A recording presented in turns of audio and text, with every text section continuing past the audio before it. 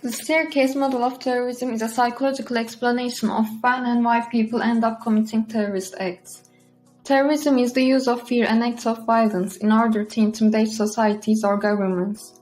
They may be done for religious, political, or ideological goal, and uses illegal violence.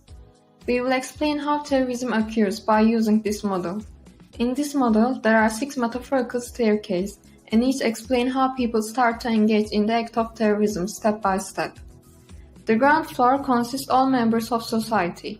The ones who think they live in justice and fairness stay in the ground floor, while those who think that their conditions are unfair move to the first floor. On the first floor, those who think the conditions are unfair try to find options to improve their conditions. If they conclude to a solution to improve their position to a better state, they remain in this floor and don't engage in violence. Those who are dissatisfied with the solution move to the second floor. On the second floor, these people feel anger and frustration about the situation that they can't improve. People who start to look for a target to blame, such as government, ethnic groups, and race, move on to the third floor. On the third floor, those people have already developed a readiness towards the violence. They are offered a moral disengagement by terrorist organizations. Those organizations say that violence actions against the enemy is morally acceptable and it's their duty.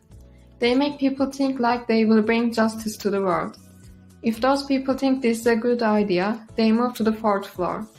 On the fourth floor, those people who engage in a terrorist organization isolate themselves from their family and friends by being under the influence of categorization, like saying us versus them. There's a little chance for people to withdraw from this floor or exit alive. Therefore, they move to the fifth floor. The fifth floor is about carrying out the terrorist action. To make this action effective, there should be no inhibition against killing people. Categorization and distancing are the key for this. Categorization means classifying people based on similar characteristics, like gender, race, and ethnicity. An in-group refers to the social group, where an individual can relate themselves with the other members of the group. An out-group refers to the social group, where an individual can't relate themselves to the members of that group. Distancing describes the distance between the in-group and the out-group. This model is not a formal one, but it's useful since it provides information of how a small number of individuals from the society decide to commit violence against certain targets. It also gives some clues on how to prevent these violent acts.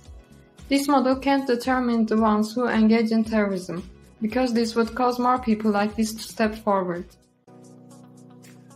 The model claims that terrorism can only be ended by reforming the conditions on the ground floor, so that people are no longer perceived hopeless by the whole society.